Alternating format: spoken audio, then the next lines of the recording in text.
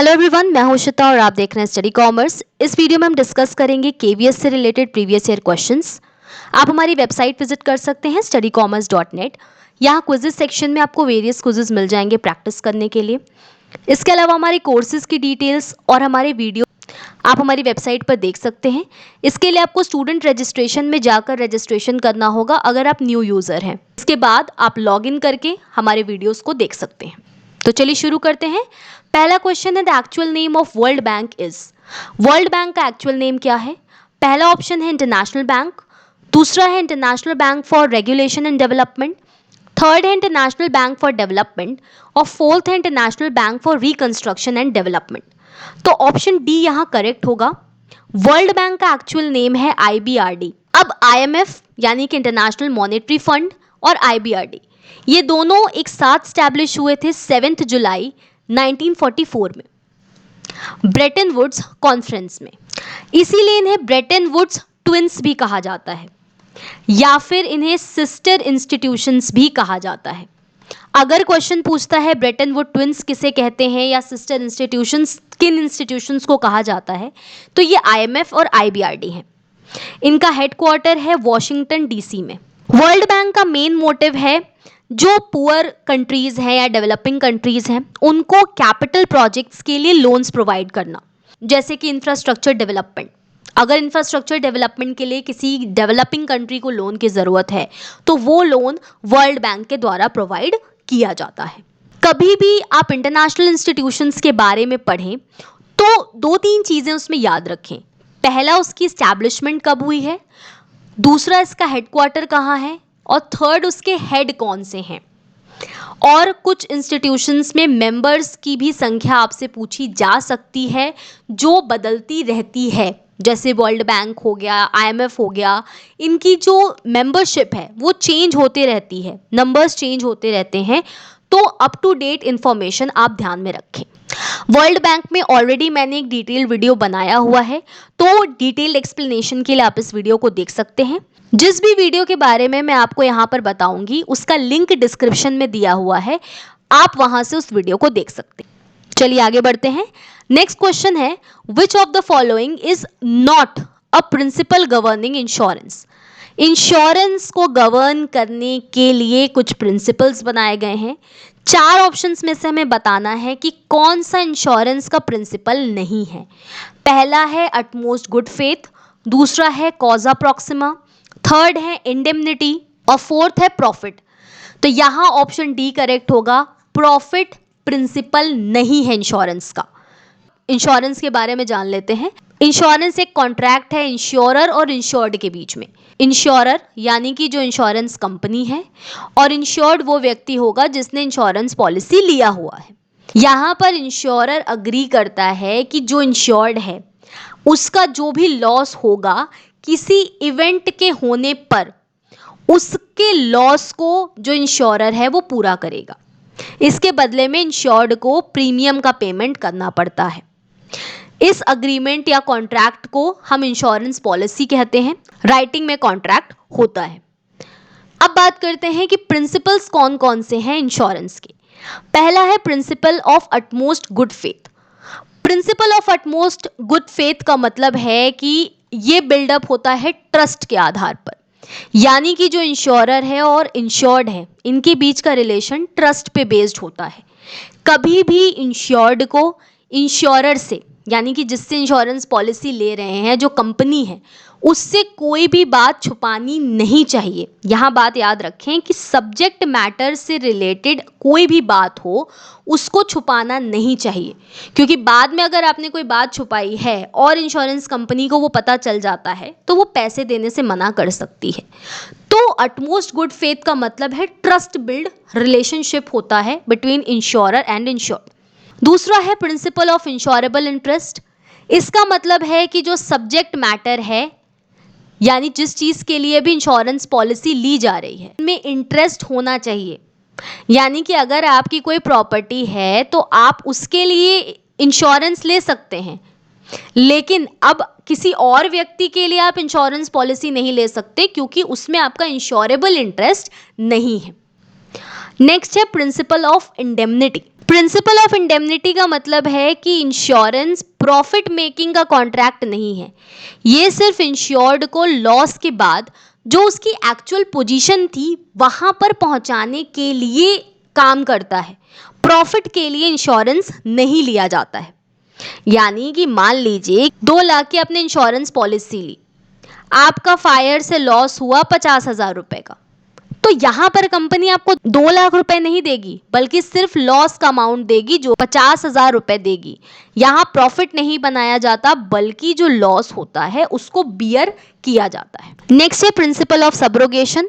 Principle of subrogation कहता है कि एक बार इंश्योरेंस कंपनी ने इंश्योर्ड को पैसे दे दिए, अगर कोई भी फायदा मिलता है इंश्योर्ड को, वो इंश्योरेंस कंपनी के पास जाएगी।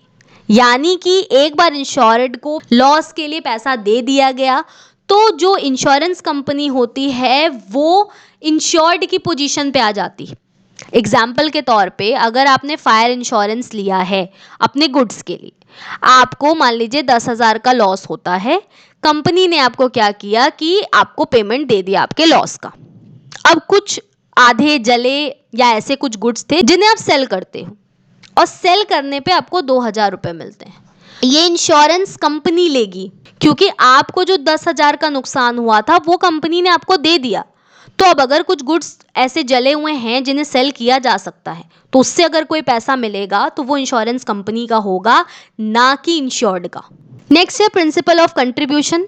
प्रिंसिपल ऑफ कंट्रीब्यूशन का मतलब है कि अगर इंश्योर्ड एक से ज़्यादा इंश्योरेंस कंपनी से पॉलिसी लेता है, तो जब भी लॉस होगा, ऐसा नहीं है कि वो अपने लॉस का अमाउंट इंडिविजुअली दोनों कंपनी से ले सकता है, ऐसा पॉसिबल नहीं है।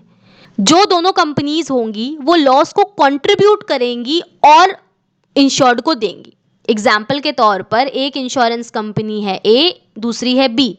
किसी व्यक्ति ने, मिस्टर एक्स ने ए कंपनी से 1 लाख का इंश्योरेंस कराया है और बी कंपनी से 50,000 का इंश्योरेंस कराया। एक्स को मान लीजिए लॉस होता है 75,000 रुपए का, तो ऐसा नहीं है कि ये 75,000 ये ए से भी क्लेम करेगा और बी से भी क्लेम करेगा।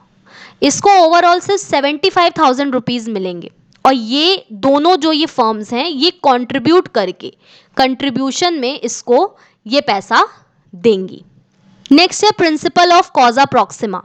कॉजा प्रॉक्सिमा का मतलब होता है कि जो रीज़न है लॉस का वो एसोसिएटेड होना चाहिए या वो रिलेटेड होना चाहिए सब्जेक्ट मैटर से। अगर आप शिप से सामान भेज रहे हैं, मरीन इंश्योरेंस आपने लिया है और आपको उससे गेहूं की बोरियां भेजनी है, आपने जब इंश्योरेंस पॉलिसी लिया तो वहां पर यह तय हुआ था कि सी वाटर की वजह से अगर कोई नुकसान होता है तो उसके लिए इंश्योरेंस कंपनी आपको पैसे देगी।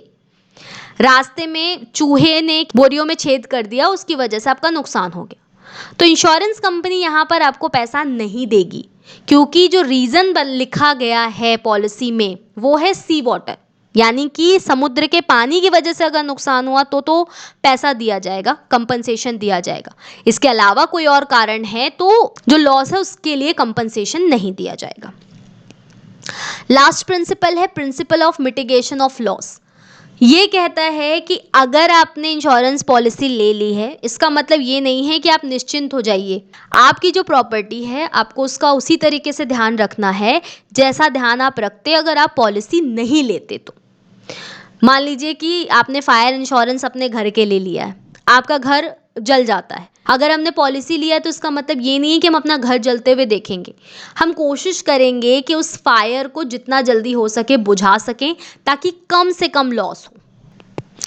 नेक्स्ट क्वेश्चन है income and expenditure account is prepared by non profit organisation on the basis of. Not for profit organisations 3 accounts बनाती हैं, receipt and payment account, income and expenditure account और balance sheet. यहाँ पे पूछा गया है कि इनकम एंड एक्सपेंडिचर अकाउंट किस बेसिस पर बनाया जाता है। पहला ऑप्शन है कैश बेसिस, दूसरा है receipt basis, third expenditure basis और फोर्थ है अक्रूवल बेसिस। तो यहाँ याद रखिए income and expenditure account accrual basis पर बनाया जाता है, तो ऑप्शन डी यहाँ करेक्ट होगा। इसके बारे में जान लेते हैं। एनपीओ यानी कि नॉन प्रॉफिट ऑर्गेनाइजेशन या नॉट फॉर प्रॉफिट ऑर्गेनाइजेशन, ऐसी ऑर्गेनाइजेशंस होती हैं जिनका मेन मोटिव होता है सर्विसेज रेंडर करना, ना कि प्रॉफिट अर्न करना। तो प्राइमरी मोटिव होता है सर्विस प्रोवाइड करना। मेन सोर्स ऑफ इनकम जो एनपीओस का होता है सब्सक्रिप्शंस या डोनेशंस, और भी कुछ तरीके हो सकते हैं या सोर्सेस हो सकते हैं। Non profit organisations trading and PL account नहीं बनाती हैं, ये बनाती हैं receipt and payment account, income and expenditure account और balance sheet. Income and expenditure account की अगर बात करें तो ये जो पीएल अकाउंट होता है प्रॉफिट मेकिंग ऑर्गेनाइजेशंस का, उन्हीं की तरह बनाया जाता है। ये प्रिपेयर्ड किया जाता है सरप्लस और डेफिसिट जानने के लिए। इनकम एंड एक्सपेंडिचर अकाउंट एक नॉमिनल अकाउंट है। यहाँ पे ध्यान रखिए रिसिप्ट एंड पेमेंट अकाउंट जो है ये एक रियल अकाउंट है और इसको कैश बेसिस पर बनाया जाता है। रेवेन्यू आइटम्स ही सिर्फ इनकम एंड एक्सपेंडिचर अकाउंट में दिखाए जाते हैं और जो कैपिटल आइटम्स होते हैं उनको सीधे बैलेंस शीट में दिखाया जाता है। नेक्स्ट है इनकम एंड एक्सपेंडिचर में सिर्फ करेंट ईयर की जो इनकम होती है उसे इंक्लूड करते हैं। अगर कोई सरप्लस होगा तो उसे कैपिटल फंड में ऐड कर दिया जाएगा और लॉस अगर होगा यानी कि डेफिसिट अगर होगा तो उसे डिडक्ट कर दिया जाएगा। यहाँ पर प्रॉफिट का डिस्ट्रीब्यूशन नहीं किया जाता है। कोई भी नेसेसरी एडजस्टमेंट्स हैं तो उनको कंसिडर किया जाता है। जो इनकम एंड एक्सपेंडिचर अकाउंट है ये अक्रूवल बेसिस पर बनाया जाता है। नेक्स्ट क्वेश्चन है the charter of the company is. Charter of the company हम किसे कहते हैं? एमओए, एओए, प्रॉस्पेक्टस या statement in lieu of prospectus. तो चार्टर ऑफ द कंपनी होता है memorandum of association. Memorandum of association को चार्टर ऑफ द कंपनी या कॉन्स्टिट्यूशन ऑफ द कंपनी कहते हैं। ये डिफाइन करती है कंपनी की पावर्स की लिमिट्स को, यानी कि एक कंपनी कितनी हद तक अपने पावर्स को यूज कर सकती है। आर्टिकल ऑफ एसोसिएशन क्या करता है? कंपनी की ड्यूटीज ये सारी क्या क्या हैं इसे डिफाइन करता है। एमओए डिफाइन करता है रिलेशन को कंपनी का आउटसाइड वर्ल्ड से। कुछ कंटेंट है एमओए के जैसे कि name clause, registered office clause, object clause, liability clause, capital clause और एसोसिएशन या सब्सक्रिप्शन क्लॉज। यहाँ पे ध्यान रखें कि इन सभी क्लॉजेस को एक्सेप्ट एसोसिएशन और सब्सक्रिप्शन क्लॉज इन सबको ऑल्टर किया जा सकता है। ऑल्टर यानी कि अगर कोई परिवर्तन करने की ज़रूरत है तो वो की जा सकती है इन क्लॉजेज में, लेकिन कभी भी सब्सक्रिप्शन क्लॉज को अल्टर नहीं किया जा सकता है। नेक्स्ट क्वेश्चन है which one of the following is not a benefit of E business. पहला है कस्टमर सेटिस्फैक्शन, दूसरा है कन्वीनियंस, थर्ड है पर्सनल टच और फोर्थ है ग्लोबल रीच। तो ऑप्शन सी यहाँ करेक्ट होगा। पर्सनल टच ई बिजनेस के केस में आपको देखने को नहीं मिलता है। ई बिजनेस का मतलब क्या है कि जब ऑनलाइन आप बिजनेस करते हैं यानी कि इंटरनेट के माध्यम से जब बिजनेस किया जा रहा है तो इसे हम कहते हैं ई बिजनेस। अगर हम इसके बेनिफिट्स की बात करें कि आपको क्या क्या बेनिफिट्स इससे मिलते हैं तो कस्टमर सेटिस्फैक्शन मिलता है, high level of customer satisfaction है क्योंकि बहुत सारी ऐसी चीज़ें हैं जो आपको ऑफलाइन मार्केट में नहीं मिलती हैं बट आप ऑनलाइन उसे खरीद सकते हैं। जैसे कि फ्लिपकार्ट से आप अगर कोई सामान खरीदते हैं तो लार्ज वैरायटी आपको मिलती है चीज़ों की और जो चीज़ आपको पसंद है वो आप वहाँ से ले सकते हैं। नेक्स्ट है कन्वीनियंस। आपको कहीं जाने की ज़रूरत नहीं है, घर बैठे बैठे आराम से आपको जो चीज़ें चाहिए उन्हें आप मंगा सकते हैं। नेक्स्ट है ग्लोबल रीच। बहुत सारी ऐसी चीज़ें हैं बाहर से आप मंगाना चाहते हैं तो वो भी आपको ऑनलाइन मार्केट में मिल सकती हैं। इंटरनेट के माध्यम से आप कहीं से भी कोई भी प्रोडक्ट मंगा सकते हैं। तो ई बिजनेस का जो रीच है वो बहुत ज़्यादा है, ग्लोबल है।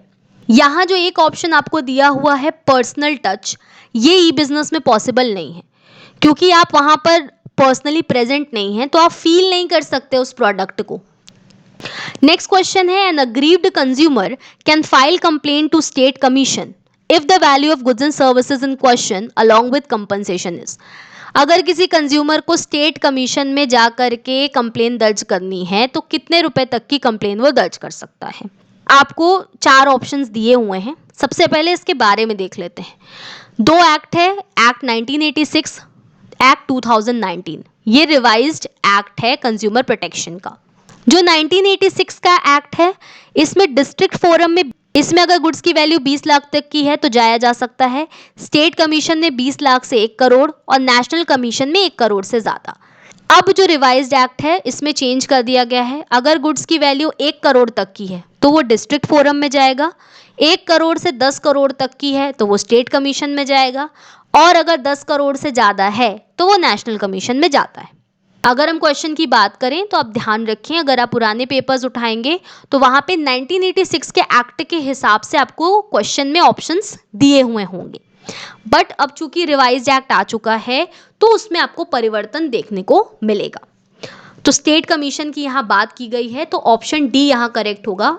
1 करोड़ से 10 करोड़ तक का जो गुड्स का वैल्यू होता है उतने तक के कंपनसेशन के लिए स्टेट कमीशन में जाया जा सकता है। तो कंज्यूमर प्रोटेक्शन एक्ट पे भी मैंने ऑलरेडी एक वीडियो बनाया हुआ है, तो आप इस वीडियो को देख सकते हैं। Next question, which one of the following statement is not true regarding provisions. Provisions के बारे में इनमें से क्या ऐसा स्टेटमेंट है जो सही नहीं है। पहला है creation of provision satisfied principle of conservatism, दूसरा है it is charge against profit, third है क्रिएटेड फॉर नॉन लायबिलिटी, और फोर्थ है created for strengthening the financial position of the business. तो यहां पर आप ध्यान दें, ऑप्शन डी यहां पर हमारा होगा करेक्ट, क्योंकि जो शुरू के तीनों ऑप्शंस दिए गए हैं ये प्रोविजंस के बारे में बिल्कुल सही हैं। प्रोविजन बनाया जाता है प्रिंसिपल ऑफ कंजर्वेटिज्म की वजह से, जो कि कहता है प्लेइंग सेफ, कोई लॉस हो तो उसके लिए पहले से ही प्रोविजन बना लीजिए। चार्ज अगेंस्ट प्रॉफिट होता है और नॉन लायबिलिटी के लिए बनाया जाता है, जबकि यहाँ जो स्ट्रेंथनिंग द फाइनेंशियल पोजीशन है इसके लिए रिजर्व बनाया जाता है, ना कि प्रोविजंस। इसके बारे में देख लेते हैं। प्रोविजन क्या है, नॉन लायबिलिटी के लिए बनता है। यहाँ पर ध्यान रखें, लायबिलिटी पता होती है लेकिन अमाउंट नहीं पता होता है। नेक्स्ट है चार्ज अगेंस्ट प्रॉफिट है। रिजर्व ध्यान रखें एप्रोप्रिएशन अगेंस्ट प्रॉफिट होता है, जबकि प्रोविजंस जो है वो चार्ज अगेंस्ट प्रॉफिट है। चार्ज अगेंस्ट प्रॉफिट का मतलब क्या है कि अगर लॉस भी हो रहा होगा तो भी प्रोविजन को बनाया जाएगा। ये बिजनेस की ट्रू नेट प्रॉफिट और फाइनेंशियल पोजीशन जानने के लिए बनाया जाता है। एग्जाम्पल्स हैं provision for depreciation, provision for bad and doubtful debts, और भी कई तरीके की प्रोविजंस हो सकते हैं। प्रोविजन का इस्तेमाल कभी भी डिविडेंड को डिस्ट्रीब्यूट करने के लिए नहीं किया जाता है, और ये जिस स्पेसिफिक लॉस के लिए बनाए गए हैं सिर्फ उसी पर्पस के लिए यूज किए जाएंगे, किसी और पर्पस के लिए प्रोविजंस का इस्तेमाल नहीं किया जा सकता। नेक्स्ट क्वेश्चन पे चलते हैं। नेक्स्ट क्वेश्चन है maximum number of members in the private limited company can be. तो कंपनीज एक्ट 2013 में सेक्शन 2 सबसेक्शन 68 में प्राइवेट कंपनी को डिफाइन किया गया है, जिसमें बताया गया है 2 मेंबर्स मिनिमम होंगे और मैक्सिमम मेंबर्स 200 हो सकते हैं। और पब्लिक लिमिटेड कंपनी में मिनिमम जो मेंबर्स होते हैं वो 7 होते हैं और मैक्सिमम की कोई लिमिट नहीं है, अनलिमिटेड हो सकते हैं। तो यहाँ ऑप्शन बी करेक्ट होगा। नेक्स्ट क्वेश्चन देखते हैं। Partnership comes in existence through, introduction के द्वारा, प्रमोशन के द्वारा, कॉन्ट्रैक्ट के द्वारा या सिचुएशन के द्वारा। तो ऑप्शन सी यहाँ करेक्ट होगा। Partnership comes in existence through contract. एक पार्टनरशिप डीड बनाई जाती है जो एक रिटन कॉन्ट्रैक्ट होता है पार्टनर्स के बीच में, उसी के थ्रू पार्टनरशिप एग्जिस्टेंस में आती है। तो ऑप्शन सी यहां पर आपका करेक्ट होगा। नेक्स्ट क्वेश्चन है when a company issues shares on premium that amount can be used as full और पार्ट फॉर। अगर कोई कंपनी प्रीमियम पर शेयर्स को इशू करती है तो शेयर प्रीमियम के अमाउंट को हम कहां कहां यूज कर सकते हैं।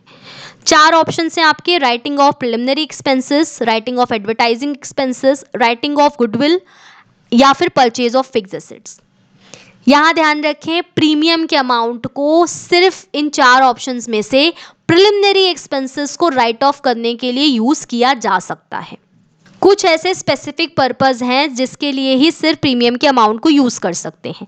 ये बताया गया है सेक्शन 52 सबसेक्शन 2 के अंतर्गत कंपनीज एक्ट 2013 में।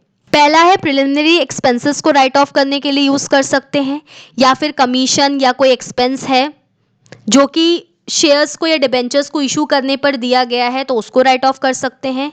फुल्ली पेड बोनस शेयर्स को इशू करने के लिए शेयर होल्डर्स को प्रीमियम के अमाउंट को यूज किया जा सकता है, या फिर डिबेंचर्स के या प्रेफरेंस शेयर्स हैं इनको रिडीम करने पर अगर कोई प्रीमियम देना है उसके लिए भी इस अमाउंट को यूज कर सकते हैं, या फिर खुद की सिक्योरिटीज या शेयर्स को बायबैक करने के लिए प्रीमियम के अमाउंट को यूज किया जा सकता है। ये कुछ स्पेसिफिक चीजें हैं जो बताई गई हैं जिनके लिए हम यूज कर सकते हैं प्रीमियम के अमाउंट को। तो ऑप्शन ए यहां पर आपका करेक्ट होगा। नेक्स्ट क्वेश्चन है which of the following statement is are true.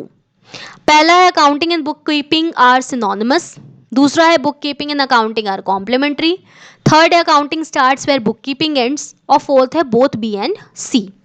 तो यहां ऑप्शन डी करेक्ट होगा, both B and C. Book keeping और अकाउंटिंग कॉम्प्लीमेंट्री हैं, यानी कि बुक कीपिंग क्या करता है, सबसे पहले सिस्टमैटिक रिकॉर्ड रखता है, जो भी फिनेंशियल नेचर के ट्रांजैक्शंस हैं उनका एक प्रॉपर रिकॉर्ड रखा जाता है। बुक कीपिंग एक रूटीन और क्लैरिकल वर्क है जिसमें ट्रांजैक्शन को आइडेंटिफाई किया जाता है और उसके बाद उनको रिकॉर्ड किया जाता है, फिर लेजर में क्लासिफाई किया जाता है। इसके बाद काम शुरू होता है अकाउंटिंग का, जिसमें समराइज किया जाता है, यानी कि ट्रायल बैलेंस बनाया जाता है, फिर रिजल्ट्स को इंटरप्रेट किया जाता है, अकाउंट और बैलेंस शीट बनाया जाता है, बाद में कम्युनिकेट किया जाता है जो पार्टीज होती हैं उनको। और अकाउंटिंग जो है ये एनालिटिकल होती है नेचर में, इसके लिए स्पेशल अकाउंटिंग नॉलेज की ज़रूरत पड़ती है। बुक कीपिंग के लिए किसी भी स्पेशल अकाउंटिंग नॉलेज की ज़रूरत नहीं है, सिर्फ ट्रांजैक्शंस को रिकॉर्ड किया जाता है। जैसे कि अगर आप अपने घर के पास की किसी स्टोर पे जाएं सामान खरीदने के लिए, तो वो क्या करता है, कॉपी में नोट कर लेता है कि उसने क्या क्या कितना उधार दिया है, किससे पैसा मिला है, किसको पैसा देना है, ये सारी चीज़ें वो उसमें लिख लेता है। तो उसके लिए कोई अकाउंटिंग नॉलेज की ज़रूरत नहीं होती, जबकि अकाउंटिंग बनाने के लिए जो प्रिंसिपल्स हैं, कॉन्सेप्ट्स हैं, उनकी प्रॉपर नॉलेज होना ज़रूरी है। नेक्स्ट है accounting starts where book keeping ends. अभी आपने देखा कि बुक कीपिंग में जो चीज़ें हैं, ट्रांजैक्शन को आइडेंटिफाई करना, उसको रिकॉर्ड करना और क्लासिफाई करना, यहाँ काम जो ख़त्म होता है बुक कीपिंग का, वहीं से अकाउंटिंग का काम शुरू होता है। अकाउंट्स को समराइज करना, उसके बाद रिजल्ट्स को निकालना, एनालाइज करना और रिजल्ट इंटरप्रेट करना, फिर पार्टीज को कम्युनिकेट करना। तो accounting starts where book keeping ends. यहाँ कभी आपसे एक और क्वेश्चन पूछ सकता है कि ऑडिटिंग कब स्टार्ट होती है। ऑडिटिंग स्टार्ट्स, तो auditing starts when accounting ends. Book keeping और अकाउंटिंग पे मैंने ऑलरेडी एक वीडियो बनाया हुआ है, तो डिटेल्ड एक्सप्लेनेशन के लिए आप इस वीडियो को देख सकते हैं। नेक्स्ट क्वेश्चन है which of the following is a cause of business risk. पहला ऑप्शन है नेचुरल कैलामिटीज, दूसरा है चेंज इन टेक्नोलॉजी, थर्ड है नेग्लिजेंस बाय एम्प्लॉयज, या फिर ऑल द अबव। जब भी कोई व्यक्ति बिजनेस करता है वहां पे आप ध्यान रखें रिस्क एसोसिएटेड होता है। कोई गारंटी नहीं है कि आगे प्रॉफिट ही होगा, लॉस भी हो सकता है, और बिजनेस अनसर्टेनिटीज से भरा होता है। तो कई ऐसे कॉजेज हैं जिसकी वजह से बिजनेस रिस्क हो सकता है। इसके बारे में देख लेते हैं। 4 तरीके के कॉजेज हैं, इकोनॉमिक, नेचुरल, ह्यूमन या फिजिकल। पहला इकोनॉमिक लॉस। इकोनॉमिक लॉस का मतलब है कि इकोनॉमिक कंडीशंस में अगर चेंज आता है तो उसकी वजह से अगर कोई लॉस हो, जैसे कि अगर प्राइस फ्लक्चुएशंस हो रही हैं तो उसकी वजह से बिजनेस को जो लॉस झेलना पड़ सकता है उसे हम इकोनॉमिक लॉस की कैटेगरी में रखते हैं। अगर डिमांड कम हो जाती है तो इसकी वजह से अगर कोई लॉस हो रहा है तो ये सारी चीज़ें जो होंगी वो इकोनॉमिक लॉस के अंतर्गत आएंगी या इकोनॉमिक रिस्क के अंतर्गत आएंगी। दूसरा है नेचुरल। नेचुरल का मतलब है अगर कोई नेचुरल कैलेमिटी हो जाती है, जैसे कि बाढ़ आ जाती है या फिर अर्थक्वेक आ जाता है, इसकी वजह से अगर कोई लॉस हो रहा है तो उसे हम नेचुरल टाइप ऑफ रिस्क कहेंगे, नेचुरल रिस्क कहेंगे, क्योंकि यहाँ पे क्या है, मैन मेड नहीं है, ये मैन मेड नहीं है, ये नेचुरल कैलेमिटी है, ये प्रकृति की वजह से आ रही है। नेक्स्ट है ह्यूमन रिस्क। ह्यूमन रिस्क वो रिस्क हैं जो ह्यूमन की गलतियों की वजह से जो रिस्क हो जाते हैं उसे हम ह्यूमन रिस्क की कैटेगरी में रखते हैं। एम्प्लॉयज़ कोई गलती करते हैं तो उसकी वजह से कोई रिस्क होता है, कोई लॉस होता है, तो वो ह्यूमन रिस्क है। आप कह सकते हैं केयरलेसनेस ऑफ एम्प्लॉयज़। एम्प्लॉयज़ की केयरलेसनेस की वजह से अगर कोई लॉस होता है या रिस्क होता है तो उसे हम ह्यूमन रिस्क की कैटेगरी में रखते हैं। नेक्स्ट है फिजिकल रिस्क। अगर एसेट्स को कोई डैमेज हो जाता है, इसकी वजह से अगर कोई रिस्क होता है या लॉस होता है तो उसे हम फिजिकल रिस्क कहते हैं। जैसे कि अगर टेक्नोलॉजी में कोई चेंज आ जाए। वापस हम अपने क्वेश्चन पे आते हैं। हमसे पूछा गया था कौन कौन से इसमें बिजनेस रिस्क के कॉजेज हैं, natural calamity, change in technology, negligence by employees या ऑल दी अबव। तो ऑल दी अबव यहाँ करेक्ट होगा, ऑप्शन डी, क्योंकि ये सारे ही बिजनेस रिस्क के कारण हैं। नेक्स्ट क्वेश्चन है ड्यू टू रिटायरमेंट और death of a partner. First option है partnership is dissolve, partnership firm is dissolve, both A and B, या नन ऑफ दीज। तो यहाँ ऑप्शन ए करेक्ट होगा, पार्टनरशिप इज डिसॉल्व्ड। अगर किसी partner का रिटायरमेंट होता है या डेथ होता है तो पार्टनर्स के बीच की जो पार्टनरशिप होती है वो डिसॉल्व होगी। मान लीजिए ए, बी और सी पार्टनर्स हैं, सी रिटायर हो गए तो इनके बीच की जो पार्टनरशिप थी वो डिसॉल्व हो जाएगी, लेकिन पार्टनरशिप फॉर्म कभी भी डिसॉल्व नहीं होगी, क्योंकि सी के रिटायरमेंट के बाद अब ए और बी साथ में बिजनेस आगे परस्यू कर सकते हैं। तो अगर किसी पार्टनर की रिटायरमेंट होती है या उसकी डेथ हो जाती है, मृत्यु हो जाती है, तो उसकी वजह से पार्टनरशिप जो होगा, उनके बीच का जो पार्टनरशिप रिलेशन है वो डिसॉल्व होगा, ना कि फॉर्म। तो ऑप्शन ए यहाँ पर करेक्ट होगा। नेक्स्ट क्वेश्चन है, which of the following credit rating agency was first established in India? First option है इक्रा, सेकेंड है केयर, थर्ड है स्टैंडर्ड एंड पुअर और फोर्थ है क्रिसिल। सबसे पहले क्रेडिट रेटिंग एजेंसीज क्या होती हैं? क्रेडिट रेटिंग एजेंसीज वो एजेंसीज होती हैं जो डेटर को, यानी कि जो पैसा लेने वाला व्यक्ति है, उस डेट रिपेइंग एबिलिटी या डेट रिपेइंग कैपेसिटी को पता करती हैं और कंपनीज जो पैसा देने वाली हैं डेटर्स को उन्हें बताती हैं, या उससे जो क्रेडिटर है उसको जानकारी मिलती है कि किसी पर्सन की या किसी कंपनी की किसी भी लोन को पे बैक करने की क्या एबिलिटी है, यानी कि कितना चांस है कि डेटर का डिफॉल्ट होगा। ये क्रेडिट रेटिंग एजेंसी बताती है। जो भी बड़े बड़े बैंक्स होते हैं वो क्रेडिट रेटिंग के हिसाब से ही अप्रूव करते हैं लोन्स को। तो यहाँ कुछ एजेंसीज के बारे में दिया गया है। फर्स्ट है Iqra, investment information and credit rating agency. ये इस्टेब्लिश हुई थी इन द ईयर 1991। सेकेंड है केयर, केयर का फुल फॉर्म है credit analysis and research limited. ये इस्टेब्लिश हुई थी इन द ईयर 1993। थर्ड है स्टैंडर्ड एंड पुअर। ये इंडियन क्रेडिट रेटिंग एजेंसी नहीं है, बल्कि ये एक अमेरिकन क्रेडिट रेटिंग एजेंसी है, या आप कह सकते हैं इसे एक ग्लोबल क्रेडिट रेटिंग एजेंसी है, जिसे करंट में S&P के नाम से जाना जाता है। फोर्थ है क्रिसिल, इसका फुल फॉर्म है credit rating information services of India limited. ये इस्टेब्लिश हुई थी इन द ईयर 1987 और ये one of the oldest credit rating agency है। तो हमारा क्वेश्चन ये पूछा गया था कि सबसे पहले इसमें से कौन सी क्रेडिट रेटिंग एजेंसी इस्टेब्लिश हुई थी, तो ऑप्शन डी यहाँ करेक्ट होगा, क्रिसिल। नेक्स्ट क्वेश्चन है, accounting for amalgamation is included in which accounting standard? AS10, AS9, AS14 या AS2? AS10 एसोसिएटेड है प्रॉपर्टी प्लांट एंड इक्विपमेंट, यानी कि फिक्स एसेट से एसोसिएटेड है, और अब AS10 में डेप्रिसिएशन को भी इंक्लूड कर दिया गया है। दूसरा है AS9, ये एसोसिएटेड है आपका रेवेन्यू रिकॉग्निशन से। थर्ड है AS14, ये एसोसिएटेड है अकाउंटिंग फॉर अमलगमेशन से। और फोर्थ है AS2, ये एसोसिएटेड है वैल्यूएशन ऑफ इन्वेंट्रीज। तो हमसे अकाउंटिंग फॉर अमलगमेशन का अकाउंटिंग स्टैंडर्ड पूछा गया था, तो ऑप्शन सी यहाँ करेक्ट होगा, AS14।